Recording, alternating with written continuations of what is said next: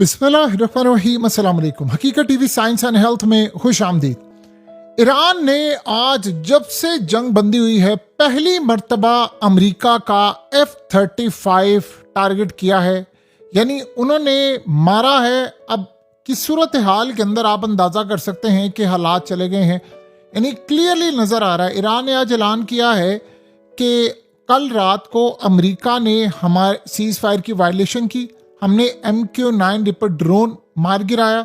उसके अलावा अमेरिका का F-35 भी आया अटैक करने के लिए, उस पर हमने मिसाइल दागे। जाहिर सी बात है हिट नहीं हुआ, गिरा नहीं है, लेकिन उन्होंने मिसाइल दागे। उसी वक्त अमेरिका ने अपने F-35 तैयारों को और उसके बाद RQ-4 ड्रोन को फौरी तौर पर कहा आप यहां से निकले, और उसके बाद उन्होंने कहा कि ये वो सीज फायर थी जिसकी असल में ये लोग खिलाफ वर्जी करे, और दुनिया हमें आकर पूछती है, हमें आकर कहती है कि जी ये सूरत हाल है। अब आप बताएं कि इस पूरे के पूरे खेल के अंदर हम कहां पर खड़े हैं और क्या मामला है। उन्होंने कहा कि आप यहां से अंदाजा लगा सकते हैं कि इन लोगों की सूरत हाल क्या है, इन लोगों का लेवल क्या है, कि ये दुनिया को बताते फिरते हैं कि जी हम जंग बंदी चाह रहे हैं, हम मुज़ाकरा चाह रहे हैं।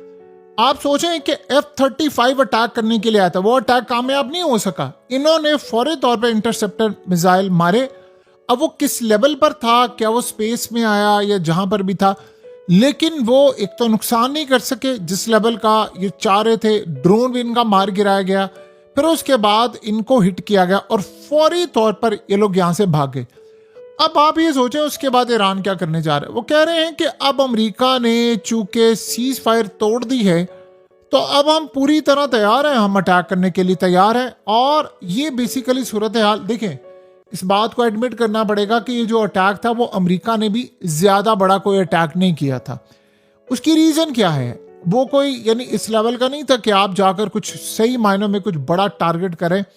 वो असल में टारगेट इसलिए करना चाह रहे थे, इस सारी सूरत हाल को इस लेवल पे जाकर वो टारगेट करना चाहते थे कि हमने पूरी तरह टारगेट करना है अमेरिका को इस लेवल पर ले जाने के लिए कि गल्फ कंट्रीज इजराइल को तस्लीम कर ले।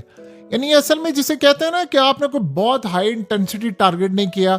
आप इवन के देखिए, अमेरिका ने अगर अपना F-35 उड़ाया है, वो ईरान की एयर स्पेस में एंटर हुए बगैर भी अटैक कर सकता है, दूर से ही अटैक कर सकता है। जैसे पाकिस्तान ने अटैक किया था, पाकिस्तान ने अपनी एयर स्पेस में किया था, तो हमने दूर वो इंडिया के तैयारे थे उनको गिरा दिया। तो इंटरनेशनल एयर स्पेस से भी आप अटैक कर सकते हैं टारगेट करने के लिए। आप उनकी एयर स्पेस में जाए बगैर ये काम कर सकते हैं।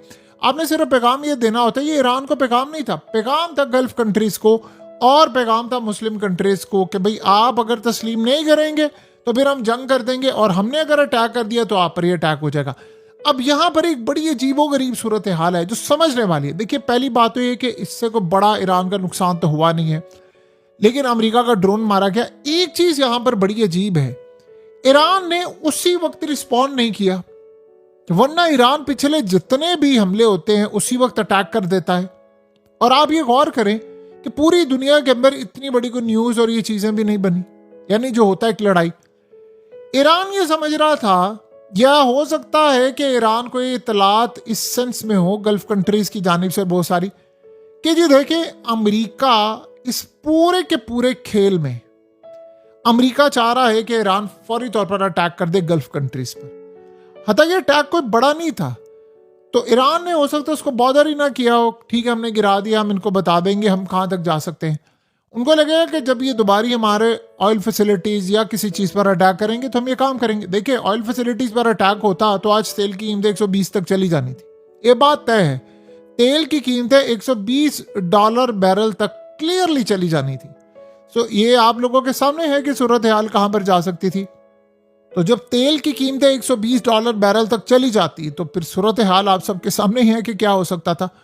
सो अमेरिका ने असल में इस पूरे के पूरे खेल के अंदर ये चीज देखी है कि ये जो लड़ाई है ये बड़ी खतरनाक हो सकती है, और हम यहां पर इस तरह का कुछ काम करें गल्फ कंट्रीज के साथ कि उसके बाद ये जो अटैक की सूरत हाल है ये बड़ी खुलकर क्लियरली विजिबल सामने आ जाए।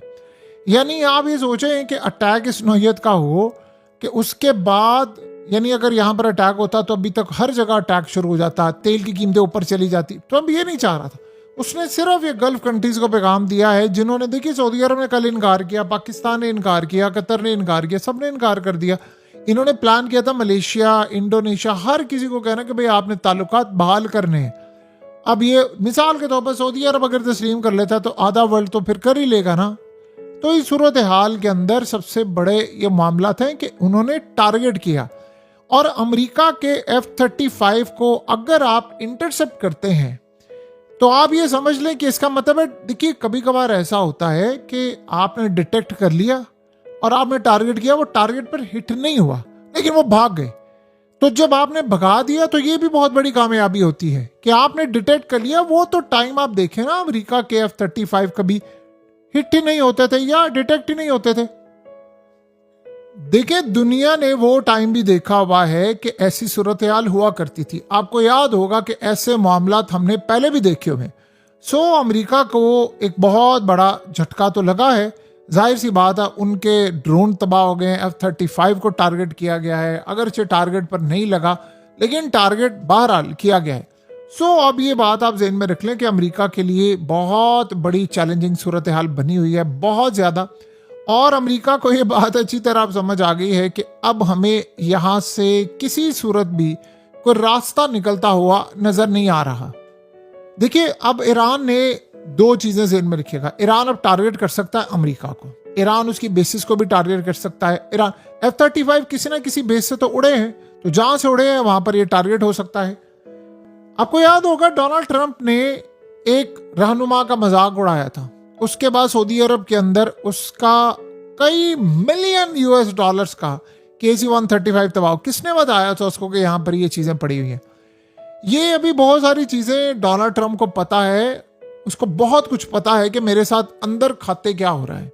यानी अभी आपको ये लगता है ना कि बाहर से ही सारी जंग ईरान ही कर रहा है, बहुत कुछ चीज़ें हैं जो आने वाले वक्त में आपको साफ नजर आएंगी कि अमेरिका के साथ, अमेरिका के खिलाफ नफरत इतनी है, इसराइल के खिलाफ नफरत इतनी है। आप सोचें, आप इसराइल को सामने रखकर कह रहे हैं कि जिसको तस्लीम करें उन लोगों ने जिन्होंने दुनिया में, यानी आप अंदाजा कर ले, बर्बरियत की तमाम हदें क्रॉस कर दी हैं, जिसे कहते हैं ना लिटरली सही मायनों में तमाम हदें क्रॉस कर देना, वो है। अब इस सूरत हाल के अंदर अमेरिका को चैलेंज इस वक्त फेस करना पड़ा है कि मेरे F-35 हिट हो रहे हैं। देखिए ये उसकी बहुत बड़ी एक प्रोडक्ट थी। ईरान की एयर स्पेस में आप जाएंगे तो आप बहुत सारी चीजें हिट करवा बैठेंगे, ये आप ज़हन में रखिएगा। अब अमेरिका ऐसे डर कर पीछे आ जाना और अचानक कर देना, ये काफी बड़ी बदलती सूरत हाल है। और मजे की बात यह है, अभी तक ये इतलात थी कि इजराइल ने भी इस ऑपरेशन में हिस्सा लिया। इजराइल जब से अमेरिका का F-35 हिट हुआ है, आपने गौर किया है कि इजराइल ने अपना F-35 ईरान पर अटैक के लिए इस्तेमाल नहीं किया। ये आपने बड़ी इंटरेस्टिंग डेवलपमेंट देखी होगी कि उन्होंने ईरान पर अटैक के लिए अपना F-35 तैयारा अभी तक इस्तेमाल नहीं किया। सो अमेरिका, वो चाहते हैं कि अमेरिका ही तबाह हो जाए हमारा। देखिए जिस दिन F-35 तैयारा गिरा, पायलट पकड़ा जाएगा, ये आप ज़हन में रख लें। जिस दिन गिरेगा पायलट पकड़ा जाएगा और उसके बाद की जो सूरत हाल होगी वो बड़ी तबाहकुन होगी। अभी तो चले, आज नहीं तो कल पानियों में भी आपको पता है कि इन्होंने F-18 गिराए हैं अमेरिका के रिसेंटली। हमने ये बहुत सारी सूरत हाल देखी है, हमने ये तमाम चीज़ें देखी हैं। अमेरिका इस चैलेंज को फेस कर रहा है और अमेरिका इस खेल को भी नोट कर रहा है कि हालात कहाँ तक जा सकते हैं। बहरहाल अब देखते हैं आने वाले वक्त में क्या होता है, हालात कैसे जाते हैं, चीज़ें कहाँ पर जाती हैं। सो कुल मिलाकर अमेरिका की जो सूरत हाल है वो काफ़ी ज़्यादा बेजार है, ख़राब भी है हालात उनके। और अमेरिका को ये बात अच्छी तरह मालूम है कि यहाँ से अगर मैं निकला तो उसके बाद मुझे यहाँ से भरपूर निकाल दिया जाएगा। देखिए अभी ये ज़हन में रखिएगा, अब ताल्लुकात अमेरिका के ख़राब होंगे बहुत सारी कंट्री से, ख़ास तौर पर गल्फ से। एक तो सऊदी अरब से और कतर से उन्होंने इनकार कर दिया, पाकिस्तान ने भी इनकार किया है। ताल्लुकात ट्रंप, देखे ट्रंप की कोई बात ना माने वो उसको छोड़ता नहीं है। मोदी के साथ क्या हुआ, आप सोचे, मोदी से भी ज्यादा ये यार हैं उनके, उसके साथ क्या उसने हशर किया। वो सोचे हैं कि पहले धमकी किससे दिलवाई है, लिंडसे ग्राहम से, कि हम तुम्हें छोड़ेंगे नहीं तुमने अगर तस्लीम ना किया इजराइल को। और उसके बाद आप सोचे सूरत हाल, यानी क्या मजाक है। इसराइल को तकलीफ ये चढ़ी हुई है कि मुझे आप तस्लीम कर लें, मुझे आप बता दें कि मैं बहुत ही कमाल का मुल्क हूं। इस वक्त जितनी पूरी दुनिया के अंदर इजराइल के खिलाफ अवाम है, वर्ल्ड है पूरा, ये तारीख में कभी इतनी हाईएस्ट परसेंटेज ना थी ना है, और अभी तक आने वाले वक्त में बढ़ सकती है, लेकिन आज तक हमने कभी भी नहीं देखी। सो अब अमेरिका को उसको भी बचाना है, उसकी रेपुटेशन को भी बचाना है, चीज़ों को भी बचाना है, और लेट्स सी, देखते हैं कि अब सूरत हाल क्या होगी। लेकिन जो भी आप ये मामला कहें, जैसी भी सूरत हाल है, इसमें एक बात तय है कि अमेरिका इस पूरे के पूरे खेल में कहीं ना कहीं अब बेजार नजर आता है। हकीकत टीवी साइंस एंड हेल्थ की इस वीडियो के नीचे कमेंट जरूर कीजिए, अपनी राय का इजहार जरूर करें, और इस वीडियो को हर जगह शेयर करते हुए चैनल को सब्सक्राइब जरूर करें।